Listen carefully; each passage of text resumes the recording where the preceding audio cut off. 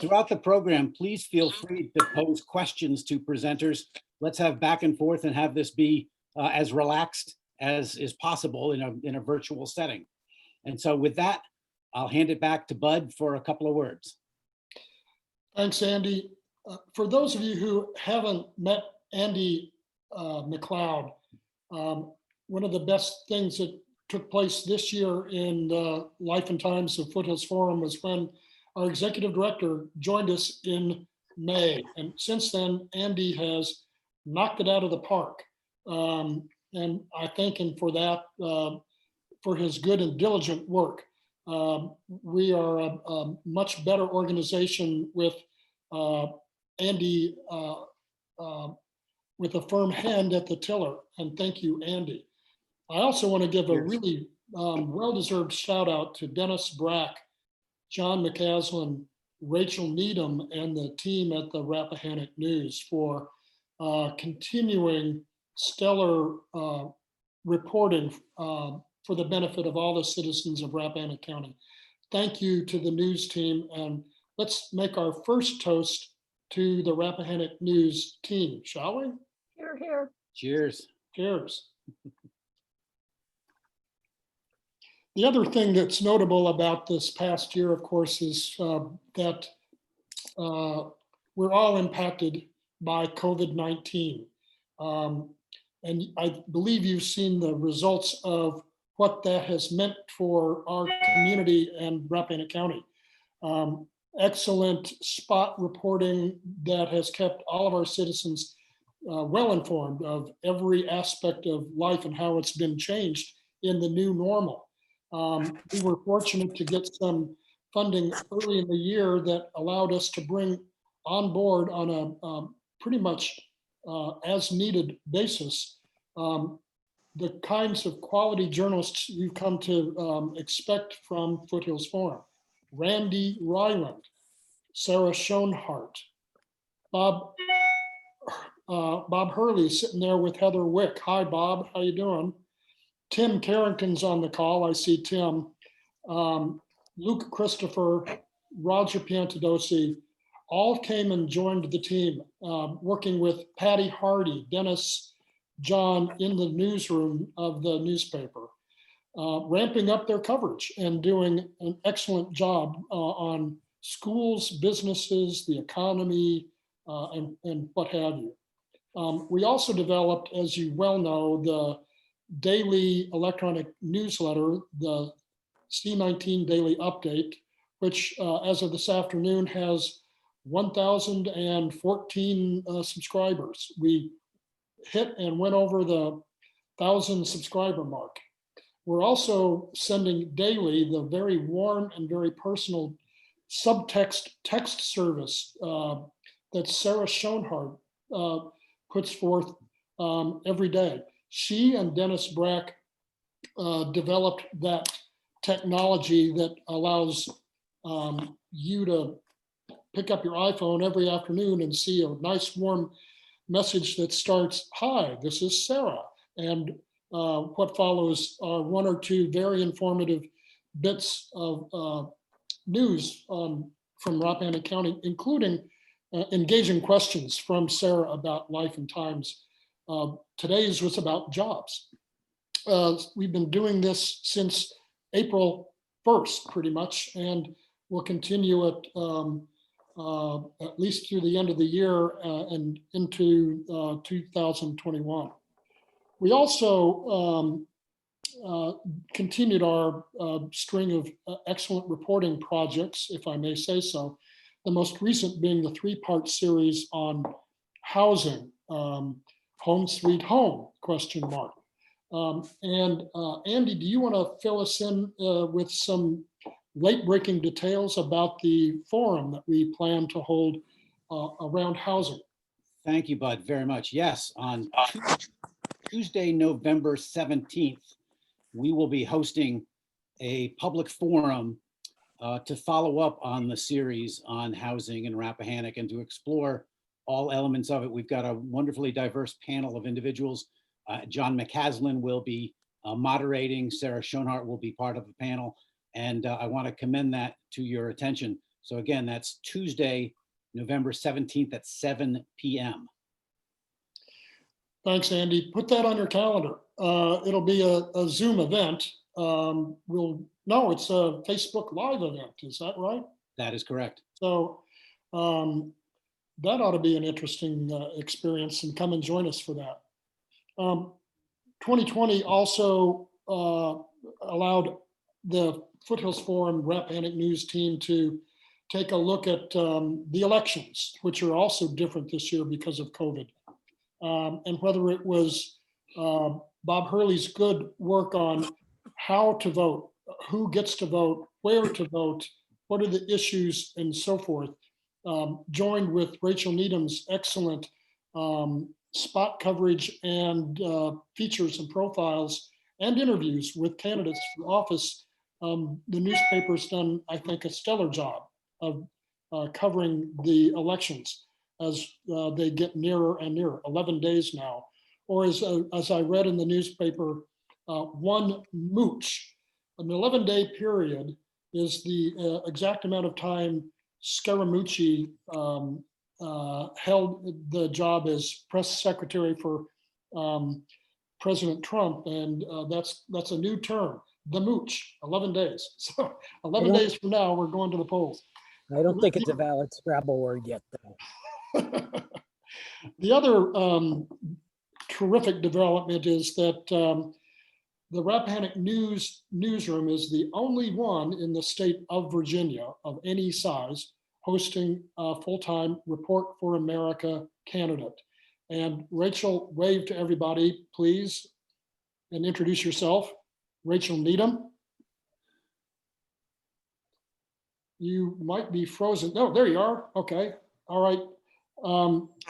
Report for America is this national program.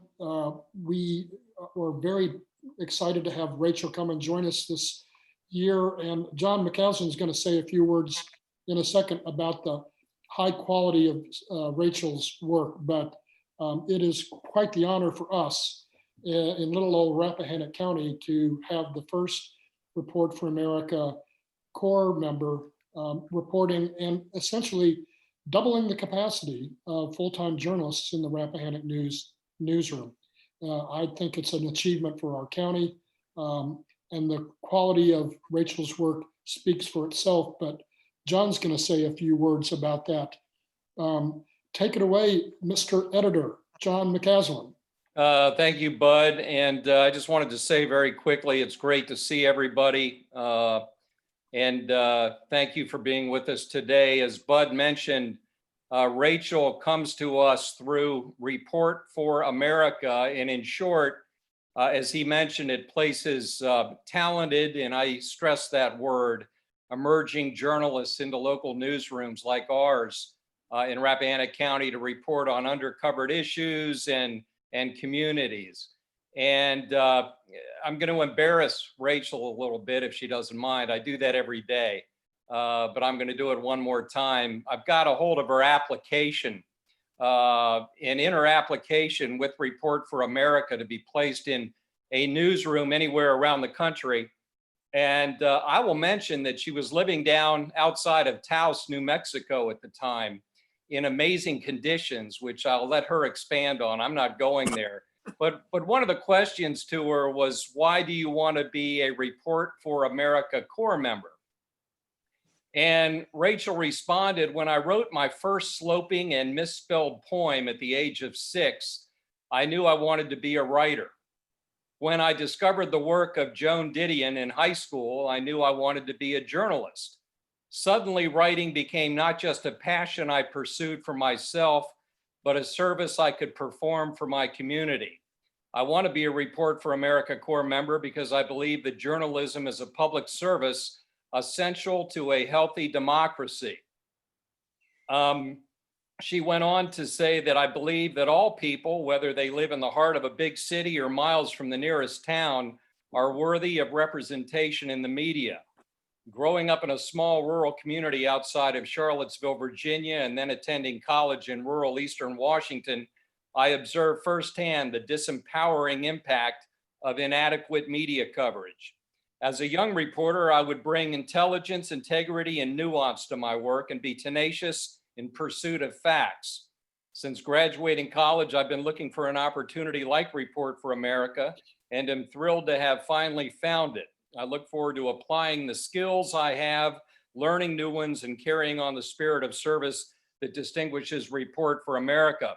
She was also asked, what story are you most proud of and why? And she spoke about an article titled Walla Walla, Walla Walla being in Washington. I was there stuck one time, a one hospital town, because it revealed how federal pressures on the healthcare sector made Walla Walla and other rural towns like it vulnerable to becoming medical deserts. We hear of news deserts and other types of deserts. And she wrote here, obviously, about a medical desert. When I was first assigned to cover the story, I was not excited about it. I doubted it would be interesting and relevant to the readers of The Wire, which was Whitman College's student newspaper.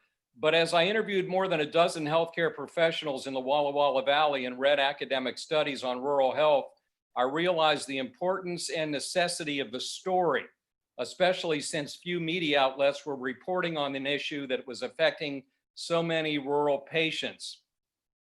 She went on to conclude, since I reported the story in 2017, major news organizations, including the Washington Post, the Guardian, the New York Times, have called attention to the alarming trend that is leaving fewer and fewer rural residents with adequate access to health care. I'm proud of my work to find the lead in this story and grateful for the lesson of never underestimating an assignment. In the few short months that Rachel has been with the Rappahannock News through the generous sponsorship of Foothills Forum and Rappahannock News publisher Dennis Brock, her writing has had an immediate impact on this community. I think we're all aware of that. And when not writing about local issues, she has jumped with unbridled enthusiasm, as Bud mentioned, into the already historic 5th District race. No matter who wins this congressional race, it's already set some amazing records. And as we've all noticed, she's jumped into the 2020 White House contest, leaping from hay bales in Massey's Corner smack into the Oval Office. True story. And none of this surprises me because, as Rachel said in one of her comments in applying for this position, and this is a one sentence that speaks just volumes, all communities are complicated and depend on vigilant journalists to shine light in the shadows. A small town does not equal a small story. And that's amazing for somebody of your age to realize that, as many of us have worked so long in the Fourth Estate. That's all I'm going to say. Rachel Needham, the Zoom camera is yours, please. Wow. Well, where should I begin? Thank you, John and Bud, for your introduction. John kind of touched on my spiel, which was going to be about sort of what Report for America is. But let me tell you, so I grew up, as John may have mentioned, outside of Charlottesville in Albemarle County. And the one thing that I knew about Rappahannock, I had no idea where it was, but the one thing I did know is that there was not going to be a single stoplight in the county. And I was not disappointed. There really is not a single stoplight in this county, which is something I think to be proud of still. Something that did surprise me, though, is just how robust this newspaper is. I think I was amazed, I gotta say, with Andy Alexander and Bud Meyer and Dennis Brock and John McCaslin. I mean, this is just sort of the A-list of editors and reporters, and then not to mention my colleagues at Foothills Forum with Randy and Patty I see on the call, and Bob Hurley, of course, and Tim Carrington, there you are as well. But it's just a world-class place to be, and it's amazing that Rappahannock does not have the same sad story that you hear about a lot of other rural areas with shuttering newspapers and a lack of readership. I think that's partly thanks to the work of Foothills Forum, that a lot of the journalism that is produced in our newspaper is just top notch. So it's a privilege to be here. It's a privilege to be of service in this community, and I hope to continue doing that in the next little bit that I'm here. Rachel, thank you very much. She is, I think, the least senior person on this Zoom call, and she's probably the most visible person in the entire county. That is probably true. I think so. Yeah. All this would not be possible without the financial support that you all have provided and others. And to give us a sense of where we are in that regard, I'd like to introduce Paula Yabar. To those of you who don't know her, she's been on the board for probably a year, not much longer. She has a tremendous background at organizations including American Rivers and Resources of the Future and the Nature Conservancy. She's a native Rhode Islander, and she has an association with George Washington University, both of which endear her to me personally. But she's terrific to work for. She's a wonderful colleague, and I'm going to hand the baton to you, Paula. Thanks, Andy, and hello to everyone. And you stole my line, Andy, because none of this work, Rachel's work, anyone's work, could happen without financial support. And I'm going to share a couple of slides because I'm going to be throwing a lot of numbers around, and I'm a very visual person, and I find when I see numbers, it's easier than hearing them. So I'm going to share a slide. Hang on.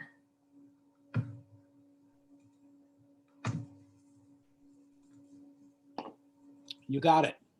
Okay, so very quickly, I just thought it would be helpful for everyone to have an update of where we've been over the past year, because it really has been a concerted effort in terms of raising funds for Foothills Forum, and a lot of great things have happened this year. So I always think it's good to sort of rewind the tape a little bit and get everybody up to speed.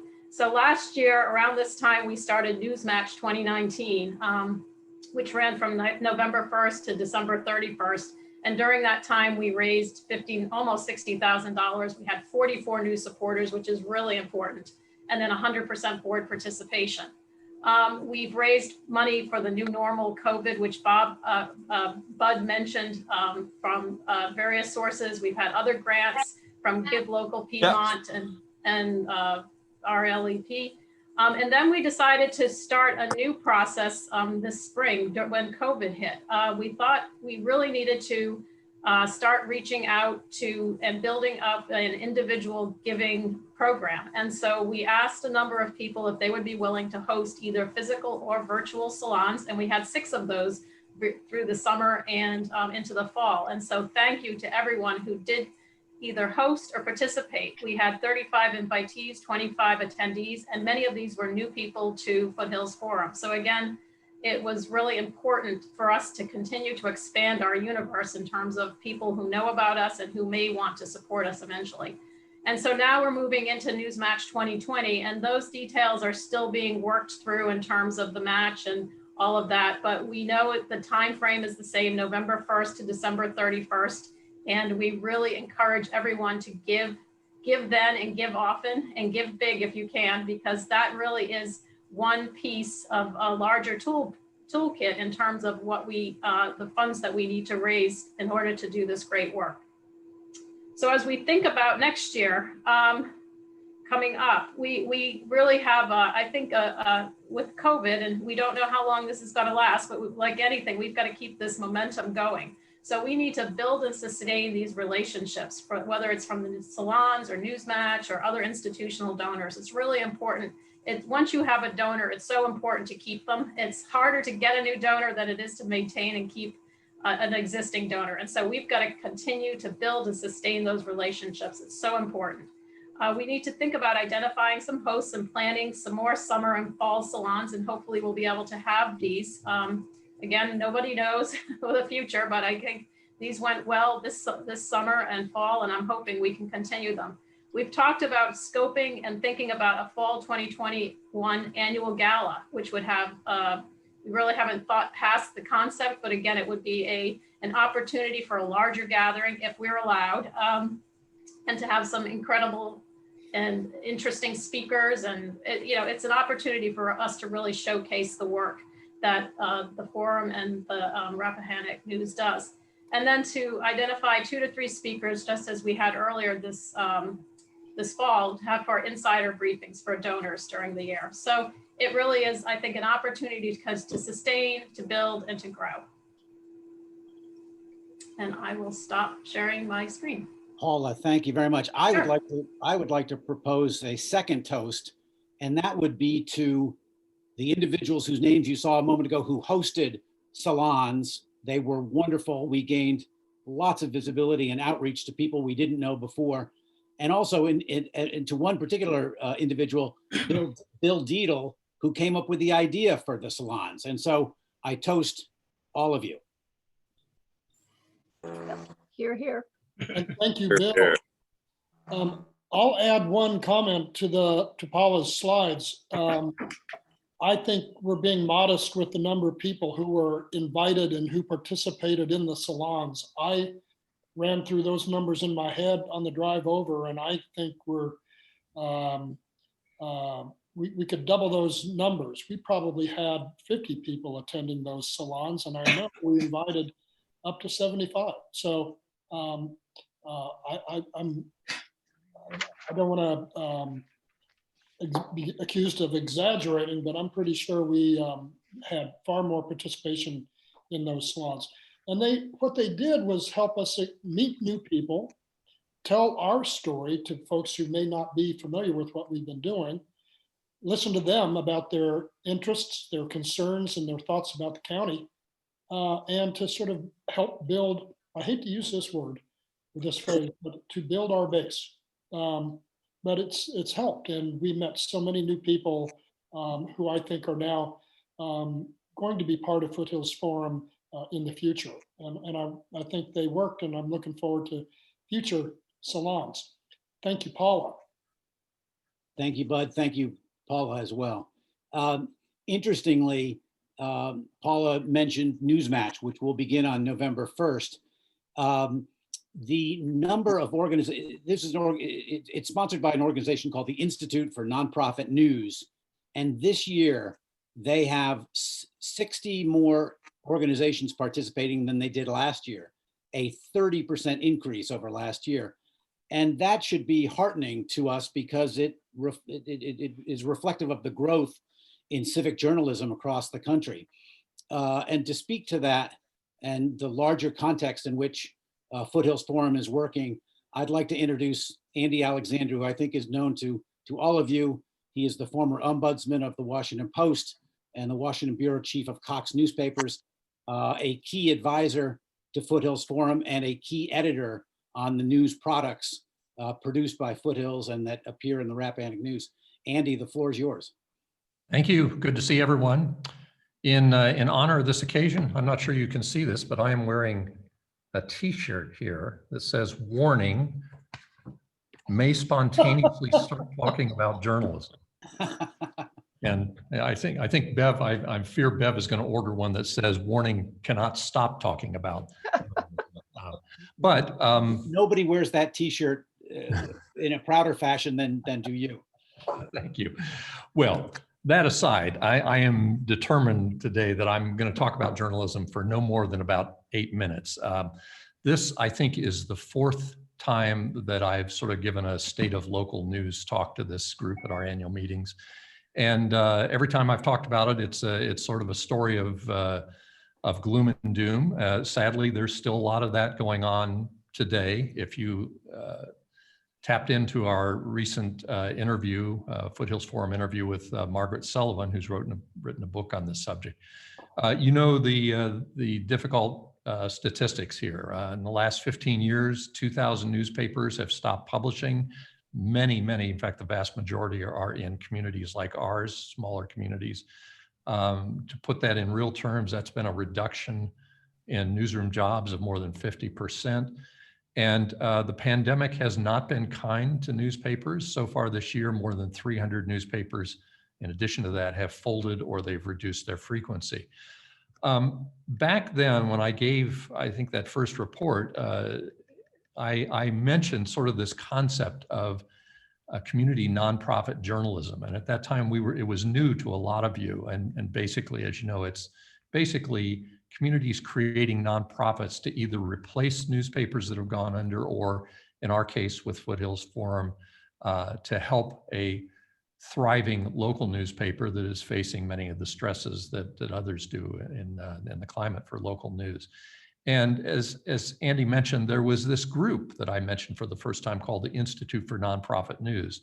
And we were among the first wave of members. And if you get a membership in the Institute for Nonprofit News, that's sort of the gold standard. It means that you're meeting certain high standards for ethics and just transparency and editorial independence. Well, at that time, they had about 40 members.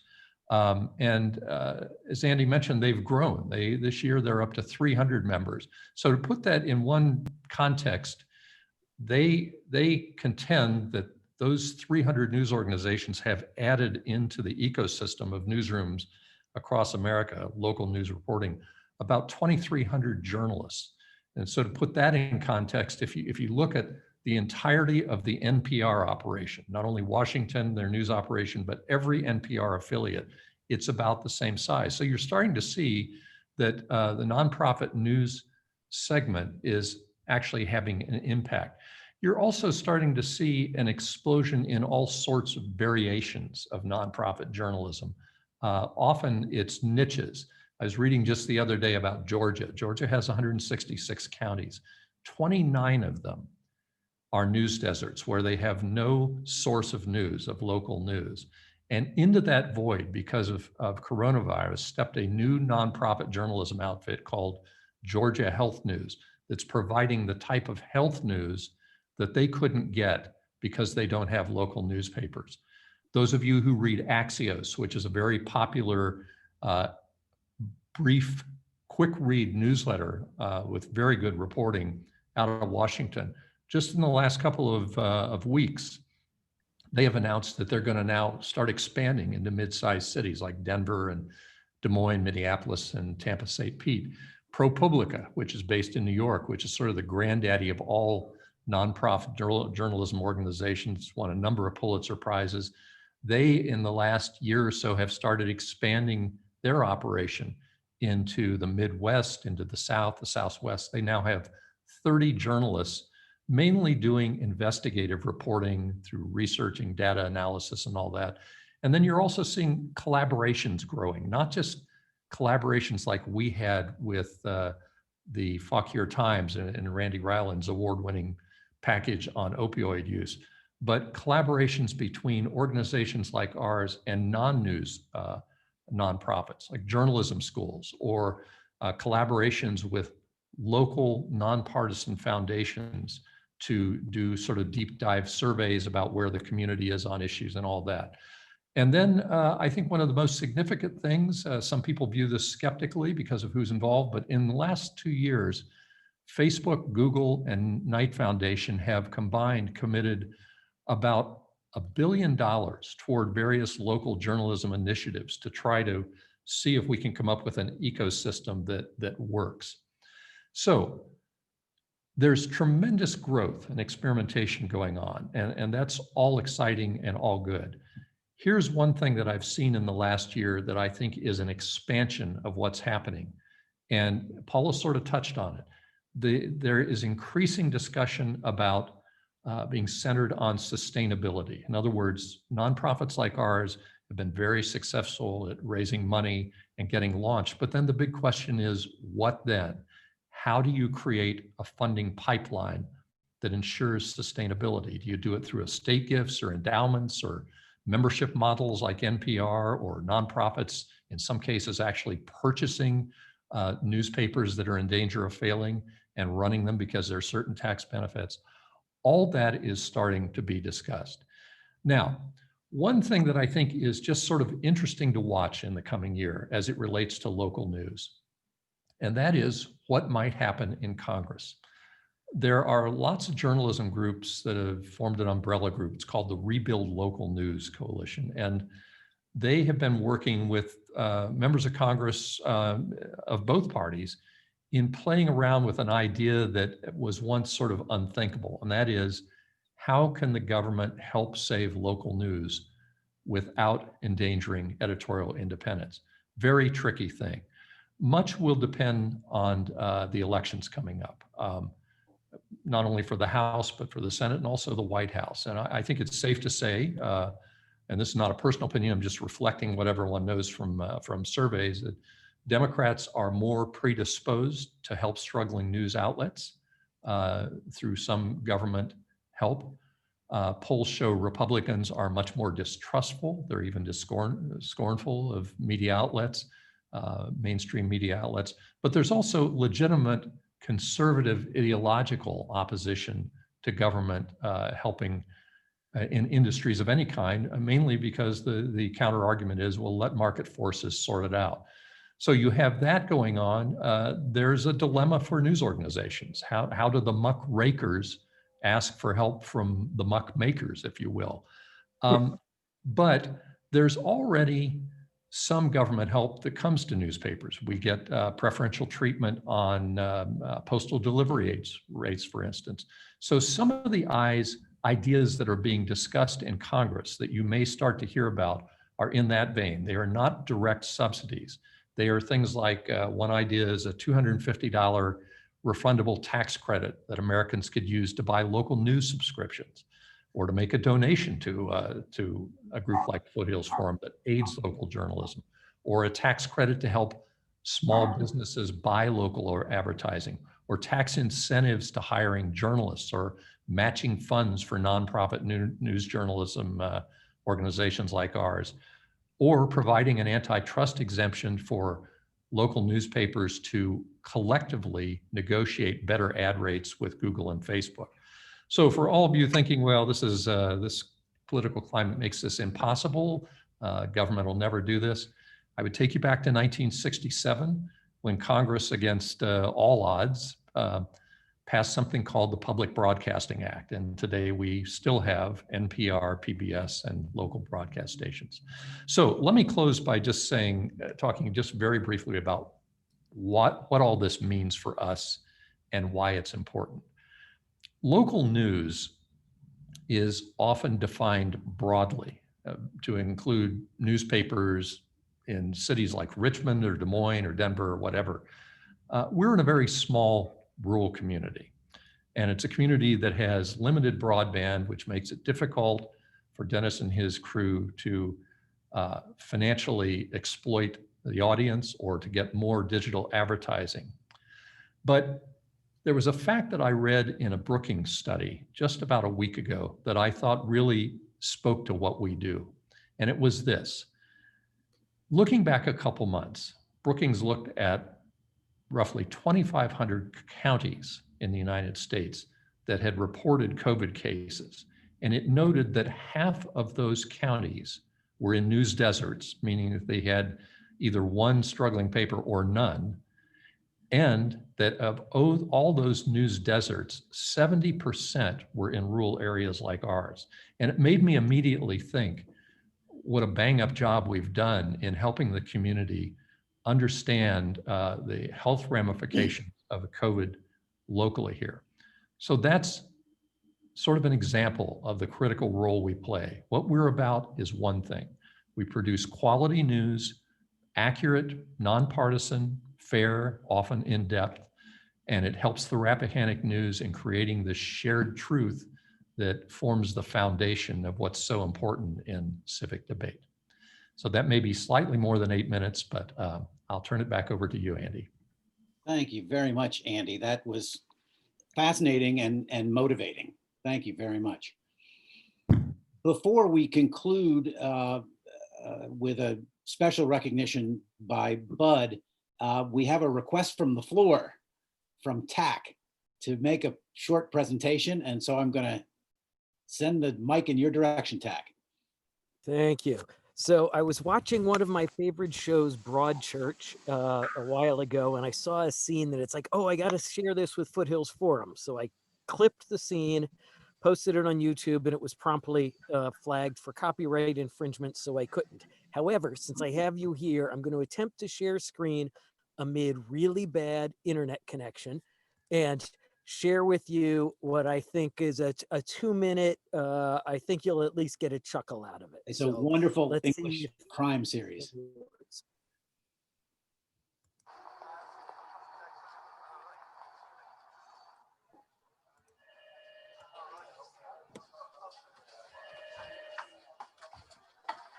Maggie, sorry to keep you waiting. 3 weeks I've had to wait to get an appointment with you. I know, I'm so sorry. But I'm glad you're here now. Let's cut to the chase, shall we? I cannot work for a company that no longer allows me to choose my own front page. I've been doing this for nearly 30 years and I'm bloody good at it. Unlike whoever threw out my front page this week and substituted this. Kittens in a bin. It's kittens escaping from a bin. On the front page. It's feel good and it sells. It's page 5 filler. The lead should be the planning permission given for 300 new homes. Which moron thought that was better? I did, I changed it. I hope you're ashamed of yourself. No, I'm not. You lead on planning or parking or petty crime every week. We're a paper of record for the life of the town. That stuff just makes my paper look frivolous and undermines my position as editor. But then that's been a long time coming.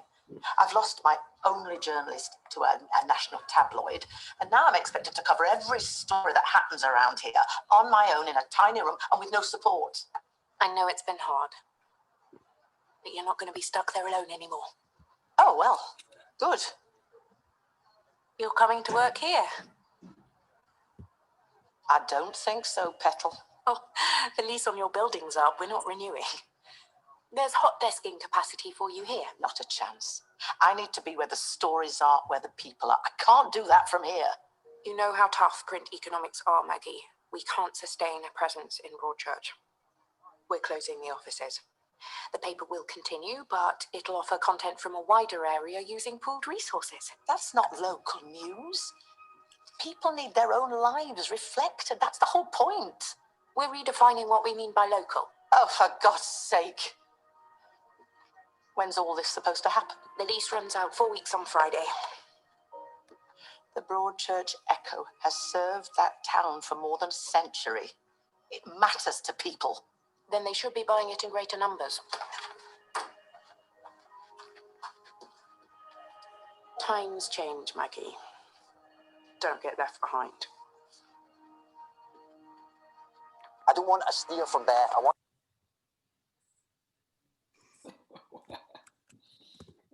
Thank you, Tack. So I saw that. I saw that, and it's like, oh my God, that is, I got to share that with my Foothills Forum friends. It makes you want to root for the Broadchurch Echo. And local news everywhere. Indeed. Thank you very much. Bud, the floor is yours. I want to give a couple more shout outs to people who have helped us along the way. The first being to our newly minted realtor to the north, Lindsay Sonnet. Lindsay, here's to you. Thanks for everything that you do. Much obliged. Glad to have you as part of the team. Essential. Here's cheers to Lindsay. Cheers. Thank you, thank you. In northernmost Rappahannock County. Here, here. Anything you want to say, Lindsay?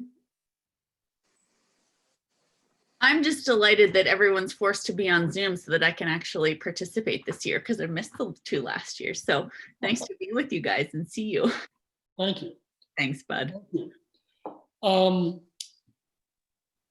I was in the office today going through old paper files all the way back to the beginning. September 24th, 2014, the day that we signed documents that basically took over the pre-existing Radii Foundation organization, a nonprofit that Jill and Jed Duvall had started. And using that as a base, we created Foothills Forum. There were 3 inaugural board members at the time who got this organization started at that stage. Beverly Jones was one of them. Beverly Jones has been with Foothills Forum from the beginning. She has been Foothills Forum from the beginning. I could not have a better person to lean on, rely on, and thank dozens of times for pulling me out of the weeds, away from a bad idea, and into the right and the light of the day. Without people like Beverly Jones, sane, cautious, thoughtful, remarkable in every way, our organization would not be what it is today. Beverly has served since 2014 in 3 two-year terms. And our bylaws say that that's when board members can roll off if they wish to. And Beverly has chosen to roll off and let the stage be filled by someone else. Beverly, I could not thank you more personally than I'm trying right now. Maybe it's the cider. But I want to be joined by everybody else here in this call today with a toast, a cheer, a clap, and a huzzah. Beverly Eileen Jones, thank you for your service to Foothills Forum. Bravo. Bravo. Beverly, the floor is yours. Well, thank you, Bud. And first, I hasten to say, I do believe in having people cycle off after their terms for 6 years. I think that's a good chance to let fresh blood come in. But I am not going anywhere. For one thing, Andy won't let me. But one of the things I love about this organization is that it is a patchwork of people playing all kinds of roles. And the quilt that comes together is extraordinary. And I don't think you have to be a board member here to be part of the family. So looking around, I'm still on the engagement committee. So I'm sure TAC and Jenks may have things for me to do. And I'm around if I can be helpful. And Andy and I are eager for COVID to be over so that we can host events as we've done before. We love having Foothills Forum events at our house. So I'll definitely be around. I think it's one of the most rewarding organizational experiences like this I've ever had. It's a terrific group. And by the way, it doesn't show very well, but Foothills sent me today this incredibly lovely bouquet from Flourish Root. And I put it over there so you can see it, but it's kind of dim over there, but I'll tell you, it's beautiful. So thank you very much for that. And, you know, I'm excited about the next phase. I'm still going to be around. So thank you. Thank you, Bev. Thank you.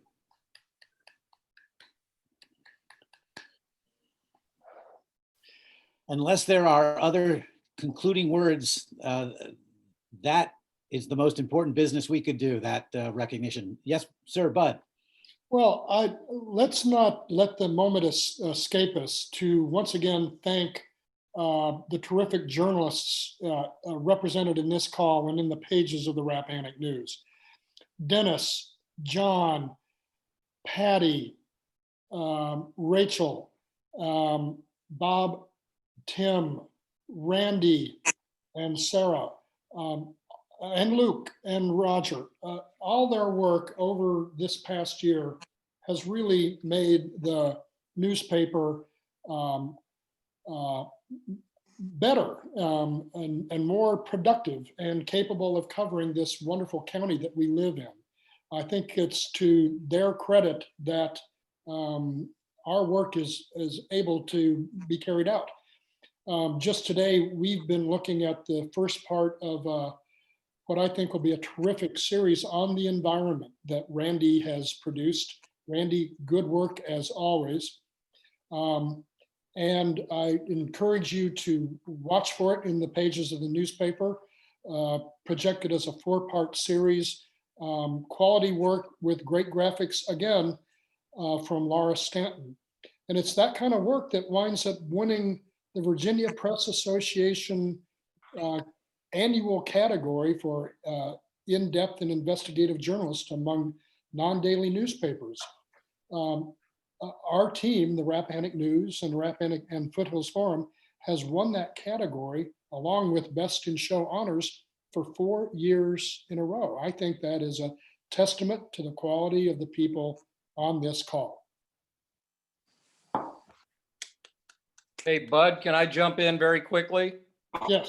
I see somebody else. Everybody on this screen, as I said when I spoke before, I just want to give a shout out to from Nancy Raines, all your advertising, faithful that you are. I mean, you're the type of community business leader, owner that supports us, and I know I speak for Dennis in that. And I see Ray Bach up there and Barbara Adolfi, of course. But Ray Bach is another one that gets a shout out. Ray today was covering, if you might have seen a few little photographs I took a few weeks ago of the Packards, the old cars that were going to be rolling into the county today. Ray went and photographed those today like he does so often. Ray, as Rachel has found out, Ray's at virtually every story. So we really don't need to take many photographs. They've graced this this newspaper, but he's got some wonderful pics coming up this next week that he took today. So Ray, thank you for all you do. Patty, thanks for all you do. Bill Deedle, thank you for weighing in all the time. Bill Deedle keeps me on my toes. He's always sending the newspaper suggestions, and I know he goes way back with Foothills Forum. And then Tack, one other thing, I don't want to let this go by, but everybody in this Zoom, now that we're accessories to copyright infringement from Broadchurch, let me know if you get any notices from the Broadchurch company and I want to write about it. That's great. May we all be in each other's company long before the next annual meeting and hopefully not in court on a copyright issue. Thank you all very much. Thank you for your support. It's been a great year and we look forward to another. Thanks for tuning in. Thank you, everybody. Bye. Thanks much. Bye-bye. Bye. Thanks all.